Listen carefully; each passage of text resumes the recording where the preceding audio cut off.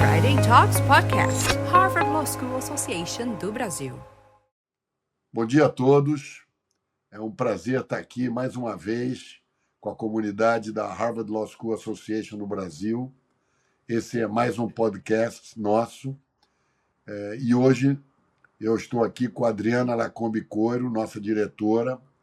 Muito importante a gente ter aqui uma pessoa absolutamente brilhante que a Adriana vai apresentar. É a Sara Borges. É a prova de que os brasileiros são resilientes, inteligentes e estudiosos, ao contrário do que a gente vive falando mal de si próprio. Nós somos muito bons. Adriana, bola com você. Mais um podcast. Rico, bom dia. É um prazer estar aqui. E muito feliz de a gente estar com essa conversa com a Sara. Então, a Sara, brasileira de Goiânia, que acabou de sair aí em todos os jornais como a primeira brasileira a se formar com a nota mais alta de Harvard. E aí, pedi para você começar contando um pouquinho, Sara, como é que foi esse processo? Como é que você decidiu estudar fora? De onde saiu esse desejo? Maravilha. Primeiro, bom dia a todos, a quem está escutando, também ao Chico, a Adriana, muito obrigada pelo convite. Eu fico honrada de poder participar, já tendo todo o histórico do podcast, ter entrevistado pessoas incríveis, então estou super feliz de estar aqui. Sobre como foi a minha trajetória, como que eu decidi estudar fora.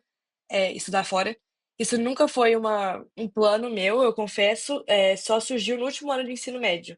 Eu sempre estudei em Goiânia, fiz o ensino fundamental todo praticamente em uma escola, depois eu me mudei para outra escola de ensino médio, e eu sempre tirei boas notas, sempre gostei muito de estudar, fazer a tarefinha da escola, mas eu pensava que eu ia ficar no Brasil, queria tentar uma universidade pública, não sabia ainda em qual curso.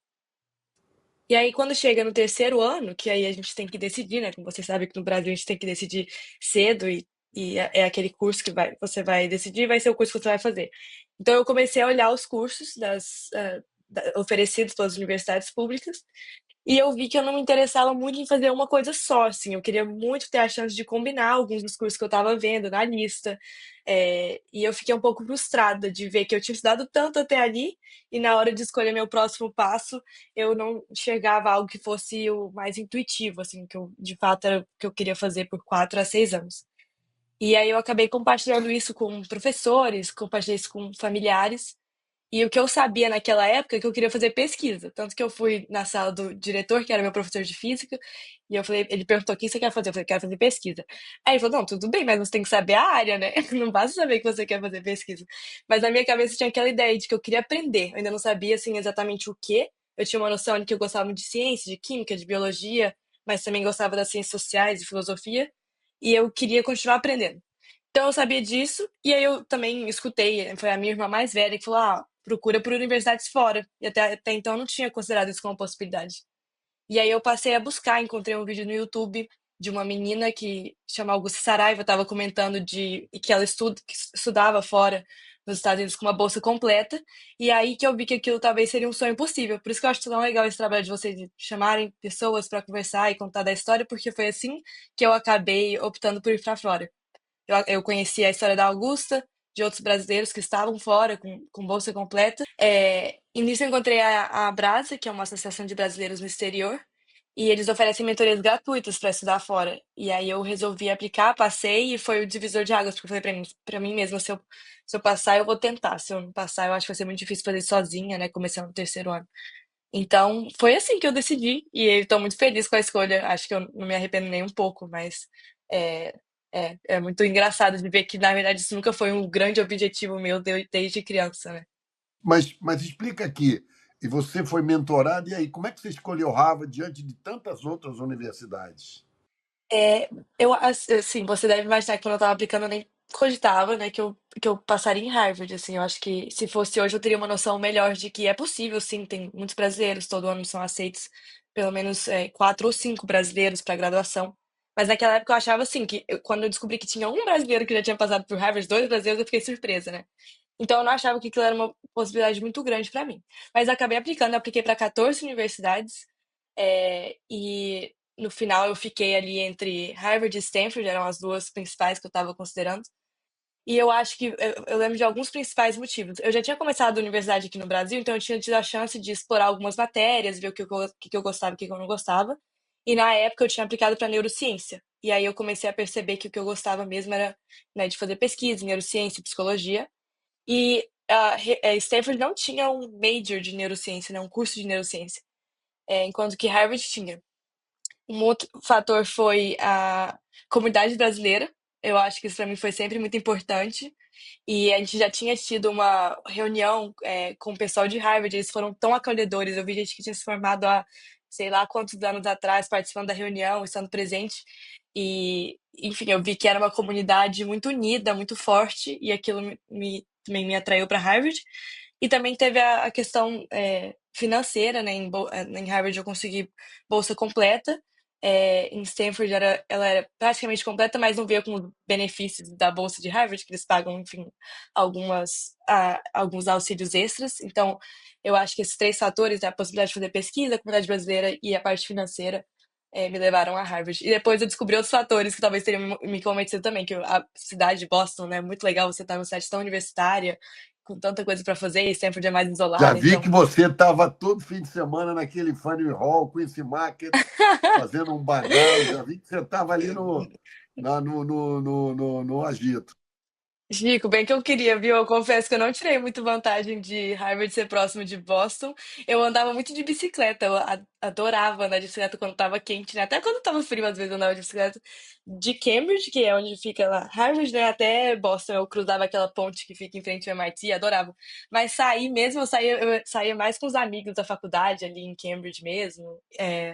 Fiz muita trilha, então eu acho que eu passei mais tempo fazendo isso. Infelizmente, não conheci tanto Boston quanto eu gostaria. E aí, uma vez que você chegou lá, o que que você, assim, o que que era, o que que foi diferente do que você achava? Uma coisa pode ser positivo, pode ser negativo, mas como é que bateu aí a expectativa do que você ia encontrar com a realidade? O que você gostou? O que te surpreendeu? Uhum.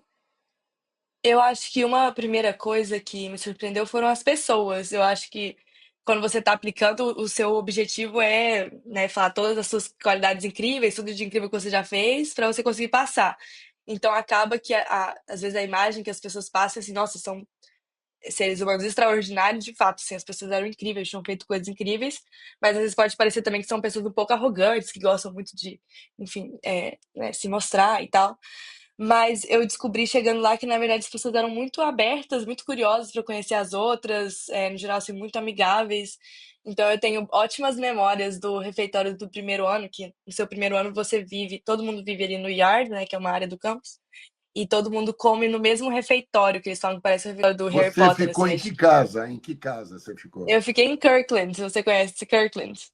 Conheço mais, conheço Lowell, conheço Elliot, conheço várias, cara. Então, do Conheço lado de Winthrop. Elliot. Kirkland é uma das menores, mas eu amava lá, eu adorava. E Kirkland é a casa que a gente muda, né, pro segundo ano até o quarto. Mas fiz bons amigos em Kirkland. E era uma das casas no Rio, né? Então era só isso que importava pra mim, que eu estivesse mais próxima do Rio do que lá no Quad.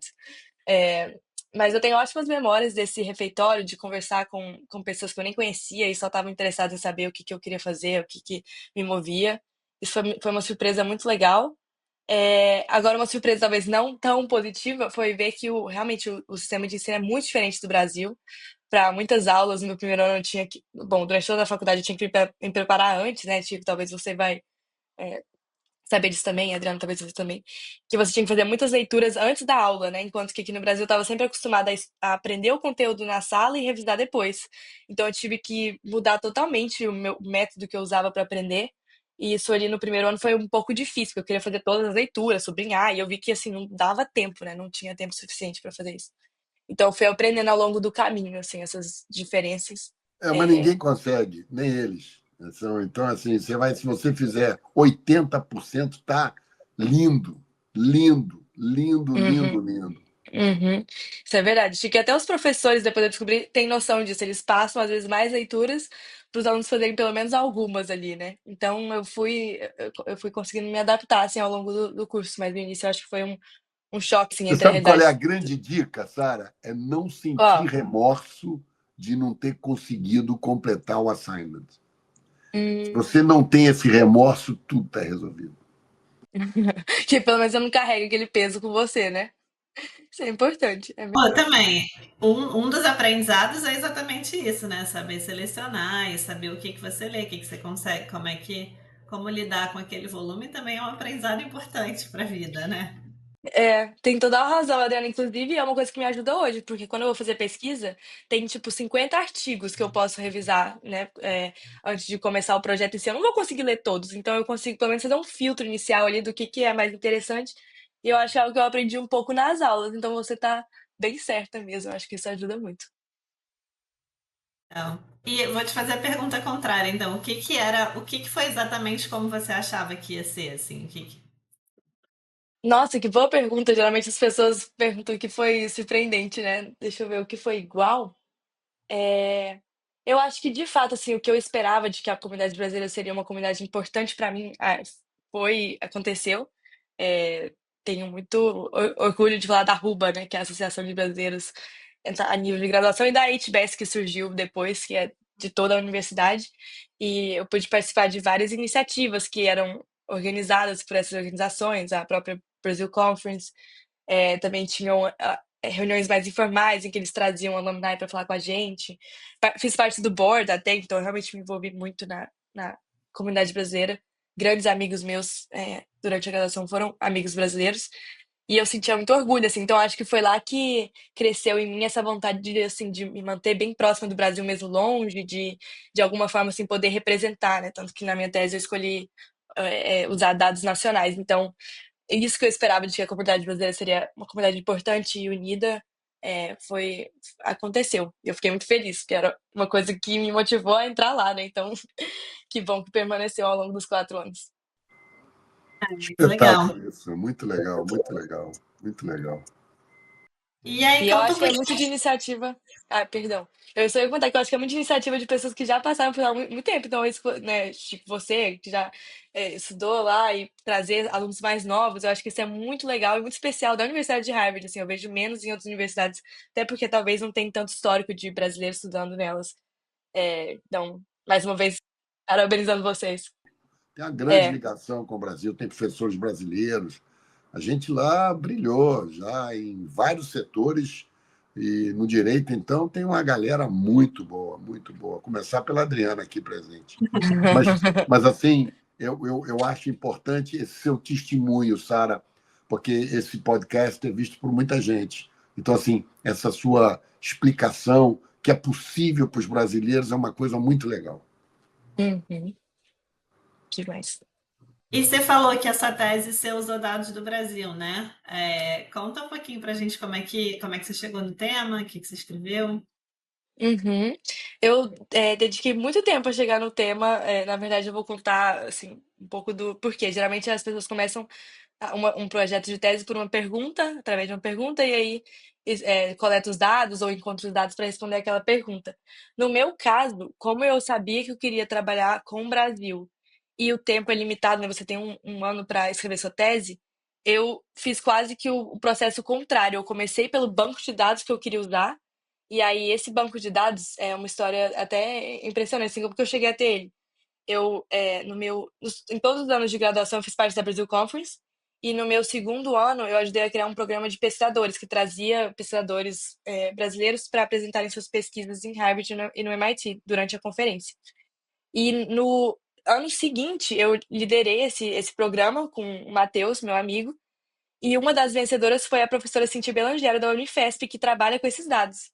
Então, acabou que eu conheci o banco por meio, ela apresentou, né, a pesquisa dela e eu conheci, eu descobri ali que ela usava esses dados e eu achei impressionante. Ela trabalhava com a parte genética, assim, só para explicar um pouquinho, esse banco é um estudo longitudinal, né, que acontece ao longo do tempo desde 2010, com quase 3 mil crianças brasileiras e eles querem avaliar o que leva uma criança a adoecer, desenvolver algum tipo de doença mental. E eles avaliam vários fatores, assim, desde genética, ambiente familiar, escola. E ela trabalhava com a parte genética, mas eu vi que era um banco muito extenso. Então eu me interessei por esse banco de dados, vi que dava para fazer muita coisa com ele. E aí o desafio foi que pergunta importante eu quero responder usando esses dados. E aí, nesse processo aí de revisão que eu estava comentando, eu vi que faltava ainda muitos estudos tentando entender por que como que fatores sociais influenciam a busca de serviços de saúde entre jovens, né? Assim, a gente sabe muito da questão financeira, né, que talvez o custo do serviço é um obstáculo, mas menos sobre fatores socioculturais. Então, eu passei a me interessar por essa questão do estigma, né, crenças negativas que as pessoas têm em torno de doenças mentais e como isso influencia se um jovem vai ou não acessar um serviço, se ele ou ela precisar. E aí acabou sendo esse o tema da minha tese, mas eu confesso que eu gastei bastante tempo ali no, no início tentando só decidir qual seria a pergunta, e a partir daí ficou um pouco mais intuitivo de saber, né, como prosseguir, mas foi um back and forth, assim, foram várias conversas com os meus orientadores, e o que eu achei legal é que todos os professores com quem eu trabalhei salientaram assim, o quão incrível era o banco de dados que eu estava trabalhando, né? Às vezes a gente acha que a ciência brasileira não consegue competir com a ciência do exterior, e realmente, assim, com o nível de recursos é muito difícil, mas é um exemplo, assim, eu acho que a corte, o banco de dados que eu usei é um grande exemplo do quanto a nossa ciência é incrível, e até pesquisadores assim, das universidades mais famosas reconheceram isso. Então, fiquei muito orgulhosa também de puxar sardinha para o nosso país. Muito legal. E aí, dando um passo atrás você falou que você escolheu Harvard, uma das razões foi porque tinha o curso de neurociência, né? E aí, E chegando ganhou no uma bolsa integral. Também ganhou uma bolsa Isso é super importante. integral. sim. É. E aí, como é que foi essa escolha? Assim, os primeiros anos você confirmou que era isso que você queria fazer? Teve alguma matéria que se destacou para você e que foi guiando os seus próximos passos? Como é que foram as aulas? Pois é, isso foi engraçado também, porque como eu comecei a universidade no Brasil, porque aqui a gente começa em janeiro, né, e o resultado saiu em março. Eu tinha começado medicina, e no primeiro ano você faz aulas de neurociência, você faz aulas de sistema nervoso e tudo mais, e você também faz aulas de saúde pública e aulas de bioquímica, principalmente. É, e eu pude ver ali na minha aula de neurociência que eu não estava tão interessada em saber mais do aspecto biológico do sistema nervoso, como que é organizado, tal, conexão entre neurônios. Eu achava aquilo muito interessante, você saber a nível microscópico o que está passando no cérebro, mas eu acho que eu me interessava mais assim por um nível um pouco mais abstrato, né? Como que a mente humana, como que a mente humana funciona, é, o, como que fatores sociais se relacionam com o nosso comportamento, o que que a gente pensa, nossas emoções. Então eu vi que eu não queria ficar muito presa àquela parte biológica. E lá, nos Estados Unidos, a distinção que eles fazem em neurociência e psicologia é principalmente essa, né? Eu acho que neurociência foca muito mais em métodos, como que eu posso dizer assim, biológicos, de neuroimagem, você analisar imagens do cérebro, ou fazer experimentos ali, químicos com os neurônios. E eu gostava mais de trabalhar com dados, a um nível um pouco mais abstrato. E aí eu vi que essa era a principal distinção e eu acabei indo para psicologia. Mas para eu descobrir isso não foi tão fácil, né? Assim como eu estou contando agora. Primeiro que eu comecei, no meu primeiro semestre, eu queria muito tirar vantagem do sistema de liberal arts, né? Que é essa ideia de que essa filosofia das universidades norte-americanas que você deve estudar um pouquinho de tudo, né? Saber um pouco de tudo e algo muito bem. E aí eu queria fazer aulas de diferentes departamentos, e como eu já tinha feito aula de biologia, neurociência na universidade aqui no Brasil, eu acabei explorando áreas diferentes. Eu fiz uma aula de filosofia, uma aula que era filosofia e ciência política, uma aula de ciência da computação e uma aula de ética e budismo. Então, foram aulas muito diferentes que eu nunca ia imaginar que eu ia fazer durante a graduação. E não fiz nenhuma aula de neurociência e psicologia. Mas a leitura que mais me marcou nesse primeiro semestre foi, nessa aula de budismo e ética, uma leitura do Daniel Kahneman, que é um psicólogo que faleceu recentemente. E ele ganhou o Prêmio Nobel de Economia, apesar de ser psicólogo, ele é um dos fundadores da economia comportamental. E eu achei incrível, assim, eu até levei para o meu professor de filosofia, falei assim, nossa, olha essa leitura aqui, né, eu achei muito interessante como que ele conectou nossa mente com, o funcionamento da nossa mente com questões éticas, e meu professor de filosofia, eu acho que não gostou tanto, assim, porque ele queria puxar a sardinha para filosofia, mas eu vi, assim, nossa, até não tendo feito nenhuma aula de psicologia e neurociência, foi aquilo que mais me atraiu no primeiro semestre. Então, no segundo semestre, eu fiz uma aula de psicologia, aula introdutória, e aí eu adorei, né, que é uma visão geral da área e, enfim, eu vi o quão é ampla, né, a psicologia. Aqui no Brasil a gente pensa que psicologia é só terapia. E eu não queria atender pacientes, mesmo quando eu entrei para medicina aqui, o meu desejo era sempre fazer pesquisa, não fazer a parte clínica. Então eu percebi, eu desconstruí essa ideia da psicologia de que era só psicologia clínica, terapia. que na verdade é uma área bem ampla assim do conhecimento, que me permitia conectar vários interesses que eu tinha. Então acho que foi mais ou menos assim, mas não foi muito intuitivo. E muita gente que eu conheço também trocou de ideia ao longo do caminho, então é bem legal que lá você tem essa possibilidade, né, de explorar várias áreas e mudar de ideia se você quiser. Essa possibilidade de você audit courses de outras áreas em Harvard é espetacular. Eu também fiz vários lá, mais vários. Espetaculares. Essa é uma grande vantagem. Você atravessa a rua, está noutra, atravessa, você olha aqui, nossa, incrível. Demais, Chico. Eu tô rindo porque lá, entre o meu grupo de amigos, eu sou conhecida como a professional auditor. Porque eu fiz tantas aulas que eu não tava. Auditing é quando você não tá inscrito na aula, mas você vai só pra assistir. E eu tô explicando assim, caso quem esteja escutando não conheça, eu não conhecia esse termo. E eu fiz uma aula que eu não tinha. Tem, algumas aulas são tão competitivas de você conseguir entrar, são poucas. Porque é muita gente querendo fazer, que você tem que fazer uma loteria, né? E aí uma dessas aulas era a aula de meritocracia do professor Michael Sandel, que é um filósofo famoso de lá. Conheço, E eu não conheço, conheço. entrei. Ai, que conhece todo mundo. Aí eu não entrei na aula, eu não consegui a loteria lá, realmente eu sorteio. Mas eu queria muito fazer. Eu falei assim: olha, quer saber? Eu vou lá, vou ver se tem pelo menos uma cadeira vazia. Se tiver, eu vou assistir a aula. E aí eu acabei fazendo quase todas as aulas, assim, eu não fazia as tarefas, né? Porque você não pode fazer. Mas nossa, foi incrível. E foi uma das aulas que eu mais gostei. Então, realmente, Chico, é muito legal isso da universidade te permitir fazer aula, qualquer aula, praticamente Incrível. qualquer aula que você quiser. E o Michael É, Sandel é inacreditável, cara. Ele nossa, é eu fico. muito inteligente, nossa. Muito, muito. Eu ia em tudo, assim, tinha evento dele, eu ia. Nessa aula eu participei, tinha uma outra aula também de justiça, né? Que é no auditório Você grande. assistiu alguma aula daquele professor Lawrence Tribe, de Direito Constitucional? Não, porque eu acho que lá as faculdades ficam um pouco separadas, né, do college, infelizmente, eu não cheguei a Fica, fazer, fica. mas já me parece que ele é incrível pelo que você tá, pela Não, ele é pergunta. incrível também. Eu também não fiz a matéria dele, mas eu audit várias aulas dele espetaculares. É, Espetaculares. é assim, que tem muita gente, né? É difícil você conseguir tempo pra conhecer É. todas as pessoas incríveis que estão lá. O dia tinha que ter É, 48 horas, infelizmente só tem 24. Tinha. E ainda é pouco. Uhum. acho que a outra coisa é que além das aulas incríveis, você tem um mundo todo que acontece fora de sala de aula, né? Então tem um milhão de coisas acontecendo. E aí você falou um pouquinho que você participou da organização da Brasil Conference, da RUBA, da HBAS. E te perguntar qual foi a atividade assim, fora de sala que você mais gostou de ter feito, ou que você acha que mais contribuiu aí para os seus passos. Uhum. Para não repetir a Brasil Conference, que eu acho que foi muito importante mesmo participar, né, de uma iniciativa de brasileiros, de várias universidades, acabei, né, conhecendo. Inclusive, eu acabei de voltar ontem à noite de BH, primeira vez que eu estava em Belo Horizonte, para ir num clube de ciências da UFMG, que eu fui convidada a falar lá, e foi justamente por conta de uma conexão que eu fiz na Brasil Conference, para ver como que os mundos se cruzam, né? E eu fui lá com um amigo que me ajudou que é o amigo que estava participando da organização desse programa de pesquisadores. Então, um exemplo bem concreto aí de como impactou a minha vida para além da graduação. Mas eu vou dizer outras duas. Eu vou dizer uma que foi me juntar ao grupo de trilha da universidade. Eu sempre assim gostei muito de natureza, mas eu moro em Goiânia, que é uma cidade muito plana, não tem tantos parques, então eu nunca tinha feito trilha antes de ir para fora.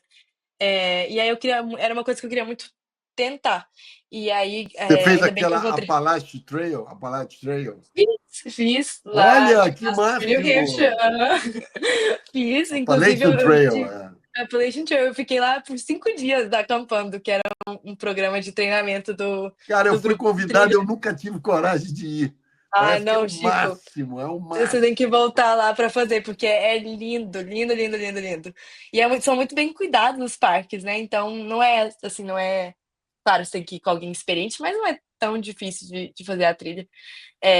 Então eu adorei isso, porque, né, tipo, você tá subindo uma montanha, incrível, assim, nunca ia pensar que eu ia fazer isso de novo na graduação. O meu envolvimento também surgiu de uma coisa muito inesperada. Eu tinha essa amiga muito próxima, tem, Maria, que me convidou para ir num retiro do clube de natação, sendo que a gente nunca foi em nenhuma das aulas desse clube, assim, a gente nunca tinha feito natação lá. Só que eles divulgam no e-mail, né? Então quem quiser pode se inscrever. Isso a gente estava no nosso primeiro semestre. E ela falou: não, vamos, vamos, vamos. Eles vão levar a gente para uma cabana lá em New Hampshire, né? Que é um estado próximo, na floresta, vai ser muito legal. E eu falei: ah, vamos, a gente não tem nada para fazer. Não tem nada pra fazer, tinha muita coisa pra fazer, mas assim, tô com um pouco de tempo, né, pra ir, então vamos. E aí a gente foi, tinha que levar saco de dormir, né? Aquelas coisas e tudo mais. E aí a gente chegou lá de noite e eles estavam fazendo tipo uma votação para ver o que eles iam fazer no dia seguinte. Era muita gente, tipo 20, 30 pessoas. E eles deram algumas opções de trilhas para fazer. Uma era uma bem assim, era só andar na cidade, uma outra era uma média, e a terceira era subir a montanha mais alta do Nordeste dos Estados Unidos, que é Mount Washington. E aí eu falei, mil vai, é óbvio que a gente. seiscentos e tantos metros. Eu fui de carro até lá, eu Não. fui de carro E até tem lá. como subir de carro, né? Mas eles com certeza queriam, queriam ir caminhando. E aí eu virei pra Maria, eu falei, lógico que a gente vai na intermediária, que a gente não queria só andar na cidade, mas eu também não vou na montanha mais alta, na primeira vez fazendo trilha. E ela, não, de jeito nenhum, a gente vai na mais difícil, a gente já tá aqui, a gente vai na mais difícil. E aí eu cedi, a gente foi, e foi incrível, assim, a gente foi, o pessoal subiu, acabou deixando a gente pra trás, a gente encontrou outros amigos que viraram grandes amigos na faculdade, ficou nós quatro subindo a montanha. A gente não chegou até o topo, a gente chegou até o segundo topo, eu tô esquecendo, acho que era Lionel, não sei qual que era o nome do segundo topo. Só que eu achei aquilo incrível, e era no outono, as árvores estavam mudando de cor e tal. Você E tem eu uma achei que estrada chamada Kancamagos Parkway, que é toda ela vermelha, amarela, verde, com aquele outono maravilhoso. É lindo ali, é lindo ali. é lindo, né? É incrível, assim. E algo que eu não veria em Goiânia nunca, né? Outono, né? Que só tem duas estações.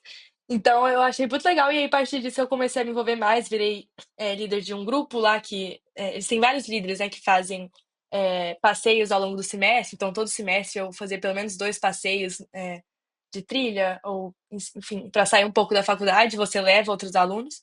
E esse programa também que ele introduz novos alunos ao campus por meio de um passeio estendido. Então a gente passava 5 dias, 6 dias na natureza e ao mesmo tempo refletia sobre o início da faculdade, né, que eles esperavam, como que a gente podia ajudá-los. E foi muito legal. Então essa foi uma experiência que me marcou muito. E agora eu já sei que indo lá para Inglaterra eu vou querer me juntar ao clube de trilha, inclusive é algo que eu mencionava em quase todas as minhas entrevistas, falava que eu já estava interessada em participar desse clube. E aí a segunda coisa, só para ser bem breve, foi a ASIA, que é uma associação que promove debates entre alunos da América Latina, são geralmente mais de 400 alunos da América Latina, e a gente trouxe ela para o Rio. Se eu soubesse, inclusive, tinha feito o convite, a gente organizou a conferência em março desse ano, e foi a primeira vez que ela aconteceu no Brasil em 30 anos. E a gente já tem um histórico aí de brasileiros ajudando a organizar, a Tabata, o Reino Ferreirinha, que inclusive nos ajudou nessa edição. Amigo, foi daqui, a Tabata também falou aqui no podcast, os dois. Por isso que eu tô falando, é uma honra seguir eles. Então, pois é. O Renan, inclusive, foi presencialmente, ele ajudou muito na organização, né? Até porque, como secretário no Rio, ele pôde nos ajudar bastante. Então, foi muito legal trazer a conferência para o Brasil. E, assim, tem pessoas que vêm da Venezuela, da Nicarágua, países que nem você nem pode nem imaginar discutir tópicos relacionados à democracia. Inclusive, eles me falaram que eles não podiam contar quando eles estavam passando pelo aeroporto que eles estavam vindo para uma conferência de debate sobre democracia, porque isso não seria permitido. Então foi muito legal ver assim que tinha um impacto muito real na vida daqueles estudantes, né? Muito depois optam por ir para fora e estudar algo relacionado à ciência política. Enfim, isso foi muito legal. Algo diferente da minha área, né? Bem diferente de pesquisa em psicologia, mas que impactou muito. Vou deixar nessas duas aí que eu estendi muito. Fala um pouquinho dos seus planos de ir para a Inglaterra, como é que você chegou lá, como é que você escolheu a Inglaterra, o que você pretende fazer? Fala um pouco para a gente ficar inspirado aqui. Uhum. Primeira vez que eu fui pra Inglaterra foi no meu summer, né, nas férias de verão, depois do meu primeiro ano. E eu confesso que eu não gostei muito, eu achei as pessoas um pouco frias, assim, mas eu gostei muito do país em si. Eu tava numa cidade bem pequenininha fazendo pesquisa, Lancaster, e gostei muito de visitar. É, e eu vi que lá tinha universidades muito boas também, então é, pensei assim, já pensava ali numa possibilidade de voltar mas para ir nessas universidades maiores e que tinha mais alunos internacionais. E aí, quando foi agora no meu último ano, no meu penúltimo ano, desculpa, eu fiz um intercâmbio em Oxford, que aí eu, né, fiquei. Oxford ainda é uma cidade pequena, mas tem gente do mundo inteiro. E acabei estabelecendo umas colaborações com professores de lá. E foi muito legal, assim, a experiência. Então, eu tive um gostinho do que é estudar em Oxford, né? Nas universidades de Oxford e Cambridge, que tem esse sistema de college, que é parecido com Harvard, assim, tem as casas que você falou aí, Chico, mas são bem maiores e os alunos de pós-graduação ficam bem integrados às comunidades, aos colleges, né? Enquanto que nos Estados Unidos eu sinto que é uma vida um pouco mais separada, eles não vivem nas casas. As casas que eu falo são esses dormitórios, né, para alunos de graduação. Então eu gostei muito da estrutura, assim, das universidades na Inglaterra. E eu conheci um pouco mais quando eu fiz esse intercâmbio. E aí, quando eu volto para os Estados Unidos para o meu último ano, eu descobri que Harvard tinha várias bolsas para quem queria, não várias, né, mas relativamente muitas bolsas para quem queria estudar na Inglaterra, para fazer mestrado ou doutorado. E aí, como eu já sabia que eu queria continuar fazendo pesquisa, eu pensava ou em entrar num programa de mestrado ou ser pesquisador assistente, ajudar com as pesquisas de algum laboratório. E eu sempre tive isso de querer explorar novos lugares e tal, então eu queria ter a oportunidade de sair um pouco dos Estados Unidos e depois voltar para fazer meu doutorado. Então esse era meu plano inicial, sair por um ano, voltar para fazer um doutorado. E como tinham essas bolsas da Inglaterra, foi intuitivo para mim que eu queria tentar pleitear em alguma boa universidade na Inglaterra. E aí eu passei a pesquisar, encontrei uma professora em Cambridge que me interessou muito assim pela área de pesquisa. Eu tive uma conversa com ela, a gente trocou umas ideias e eu vi que ela estava muito interessada em trabalhar com o Brasil. Isso para mim foi muito legal, né? Ela é canadense, mas trabalha na Inglaterra e queria usar dados nacionais. E eu então me interessei em trabalhar com ela e aí eu apliquei para fazer um mestrado em Cambridge. E foi essa a aplicação que eu enviei para as bolsas também. E aí acabou que ao longo do processo, quando eu fiz uma entrevista com o departamento, eles sugeriram que eu trocasse para um doutorado. É, porque assim, as chances de financiamento são maiores assim, da universidade, também porque eles sentiam que eu já estava preparada para um doutorado. Mas assim, até então eu queria, né, voltar para os Estados Unidos e fazer meu doutorado lá. Mas eu acabei trocando, porque eles falaram, no pior dos casos, você sai com um ano, você sai com mestrado. E nisso eu consegui as bolsas de Harvard e consegui uma outra bolsa que era a que eu mais queria, que era Gates, que é da fundação do Bill e da Melinda Gates. E é uma bolsa completa, eles dão um stipend assim, incrível. E além de tudo isso, o que eu acho mais legal é que tem uma comunidade de alunos, eu acho que são 100 alunos do mundo inteiro que recebem essa bolsa, geralmente todo ano, que fazem as mais diferentes áreas e gente de mestrado, doutorado. E todos, assim, os critérios que eles usam para avaliar excelência acadêmica, comprometimento com o bem comum, e essa parte de ser meio que como um embaixador, assim, ali na universidade. Então, eu achei muito legal, né, ter, tipo, uma comunidade de gente de outros lugares que iam entrar comigo e fazer parte dessa bolsa. E eu acho que isso me motivou ainda mais a optar pelo doutorado mesmo e ficar os 3 anos, né, com essa bolsa. Agora, ainda mais com a situação política Para nos morar em Estados Unidos, Oxford. para morar em Cambridge. Você E vai morar em aí, Cambridge. Cambridge eu em acho mais Cambridge. simpático do que Oxford. Eu nunca visitei quando eu tava lá em Oxford, eu não fui, mas eles falam que é menor e mais bonitinha, é É verdade? muito mais bonitinha, eu acho mais cozy. Então, eu tô animada. Quero muito fazer remo. Eles falam que lá tem essa cultura de você remar, tem as Você tem competições. algumas coisas assim que o inglês gosta de fazer. Você tem passeios incríveis. Se você andar pelo campo é muito bonito, é muito bonito. Ali é uma região muito bonita. E você Uhum. tem, assim, você pode fazer a rota do uísque, a Escócia, você pode ir à Hum, Irlanda, você pode fazer. Pô, tem passeios incríveis, incríveis. Você vai adorar, vai adorar. é. Já vou me juntar a esse clube aí e ver quais são os passeios que tem. E o pessoal anda muito de bicicleta, né? Uma vida muito Muito, equilibrada, muito, parece. muito, Seguir muito, com a sua muito, bicicleta. muito. É. Eu E sou um aí, Sara? ciclista, né? Eu sou ciclista aqui. Às 5 da manhã, segunda, quarta e sexta, eu estou firme no Lista de pedal. madrugada, Olha né, Chico? só. Nossa, eu acho que Não eu tem vou nada andar um mais pouco mais bonito do que tarde, ver o Chico. nascer do sol no Rio de Hum. Janeiro, do Juá ou de algum lugar assim. É impressionantemente bonita essa Isso eu cidade. acredito em você. Isso daí eu acho que eu vou. Cambridge, não sei se vai bater o nascer do sol do Rio. Não, mas A gente tem que manter contato. Você hoje está sendo eleita aqui, eu estou autorizado pela diretoria da Harvard Law School Association, uma membra honorária Que da isso! nossa escola. Então, você ganhou a nossa simpatia. Então, você também é nossa embaixadora da Harvard Law School Association do Brasil, em todo lugar onde você for.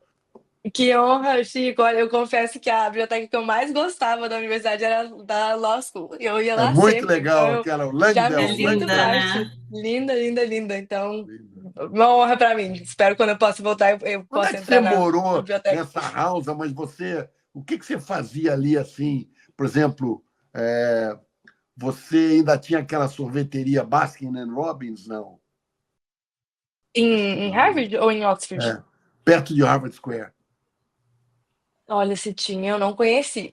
Mas as famosas eram JP Licks e tinha uma outra também que eu tô esquecendo. Mas eu confesso que eu não gosto muito de sorvete, então eu não sou a melhor pessoa para Cara, de perguntar. sorvete que eu nunca tinha comido na vida, eu comi lá. Pô, impressionante. Não, mas tem muita coisa gostosa. Eu ficava ali, principalmente em Kirkland, né, no meu dormitório, e aí eu fazia as refeições no refeitório mesmo. E aí eu geralmente ficava, no meu último ano eu passei muito tempo em Kirkland e nas bibliotecas e no William James, que é o prédio de psicologia, ciências sociais, que é aquele prédio altão assim de concreto. Sei, Não é tão sei, bonito sei. de fora, mas de dentro a vista Sim, é sim. incrível. Bonito, É. bonito, é Uhum. bonito. Pô, que legal. Sara, acho que a gente. Essa é uma pergunta que você deve ter respondido 50 vezes nas últimas semanas, mas a gente não pode deixar de perguntar como é que foi a formatura, como é que foi ter recebido esse prêmio, né? De ter se formado ali com Como é que a você Robert soube do Albert prêmio? Harvard. Aham. Foi incrível, assim, eu acho que era a primeira vez que meus pais estavam visitando a universidade, então era um momento cheio de expectativas, assim, né, de não só informar, mas apresentar o campus para eles, apresentar um pouco da minha vida ali. Eu pude receber meus pais, minhas irmãs, eu tenho uma irmã gêmea, minha irmã mais velha e a minha tia. E foi muito legal, assim, né, tiveram vários momentos especiais que eu poderia citar, mas um que marcou muito ao longo da formatura foi um encontro que a gente organizou, do meu grupo mais próximo de amigos, que a gente chama de família. E eles não são só brasileiros, tem gente do mundo inteiro, mas a gente já. Espanhol era uma língua ali em comum, que não era o inglês, então a gente acabou apelidando de família. E a gente chamou de encontro das famílias da família. E a gente chamou, cada um chamou seus familiares, eles fizeram uma surpresa, assim, cada família gravou um vídeo pro formando. E foi lindo, assim, né, de tá com as pessoas, literalmente as pessoas mais próximas ali, né? Tanto os meus amigos quanto os meus familiares, e eles estarem juntos, então isso foi muito legal. É, a formatura em si em Harvard é incrível, né? Assim, tem tantos eventos, são 3 dias de eventos. Não, você não para, você tá correndo o dia inteiro. É até meio cansativo, eu confesso. Assim, acabou a formatura, eu tava exausta de tanto evento. Mas, nossa, é muito emocionante você fazer todos esses rituais, né? Entender que aquilo ali tá chegando ao fim. E eu descobri sobre o prêmio logo depois do último evento, que é a cerimônia de diploma, em que você recebe na sua casa, né? Eu tava em Kirkland. E você pega o diploma, né? Dá um abraço ali nos vinhos. E aí eu sentei e eu abri, assim, de relance meu e-mail.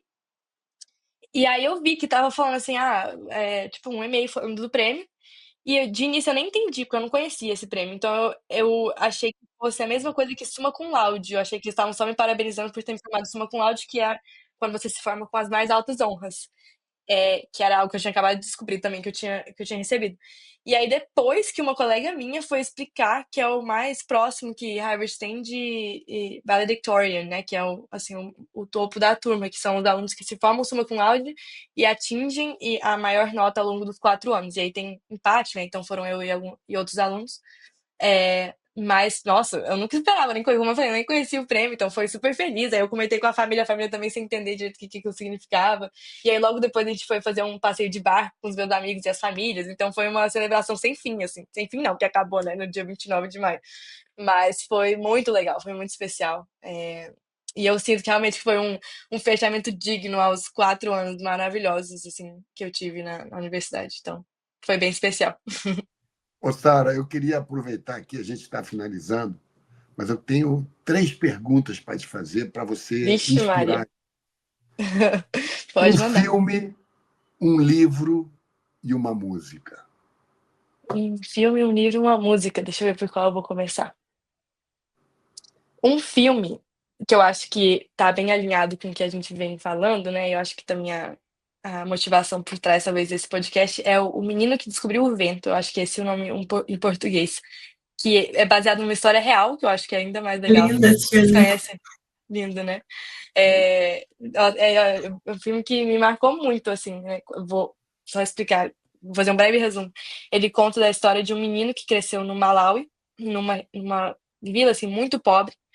E ele até foi, se eu não me engano, ele foi expulso da escola por não conseguir pagar a mensalidade, mas ele começa a estudar com livros da biblioteca, gostava muito de estudar, e a vila dele começa a enfrentar muita fome, assim, por conta da seca.